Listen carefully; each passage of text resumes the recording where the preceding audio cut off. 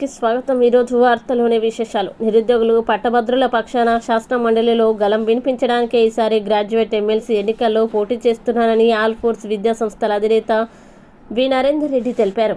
MLC ఎన్నికల సన్నద్ధంలో భాగంగా సిద్దిపేట జిల్లా హుస్నాబాద్లో ఎమ్మెల్సీ అభ్యర్థి నరేందర్ రెడ్డి పర్యటించారు. ఈ సందర్భంగా హుస్నాబాద్ జిల్లా పరిషత్ బాలికల ఉన్నత పాఠశాలలో విద్యార్థులకి త్రాగునీటి కోసం ఏర్పాటు చేసిన వాటర్ ప్లాంట్ని ఆయన ప్రారంభించారు. అనంతరం తిరుమల గార్డెన్లో ఏర్పాటు చేసిన మీడియా సమావేశంలో నరేందర్ రెడ్డి మాట్లాడుతూ ఆల్ ఫోర్స్ విద్యా సంస్థల ద్వారా ఎంతో మంది విద్యార్థులకి నాణ్యమైన విద్యను అందించి ఉన్నత భవిష్యత్తును అందించామన్నారు. ఇప్పుడు నిరుద్యోగులు పట్టభద్రులకి అండగా ఉండడానికి ఎమ్మెల్సీ ఎన్నికల్లో పోటీ చేయబోతున్నానన్నారు. నిరుద్యోగులు పట్టభద్రుల సమస్యల పట్ల శాసన మండలిలో ఇంతవరకు సమగ్రమైన చర్చ జరగడం లేదని, వారి సమస్యల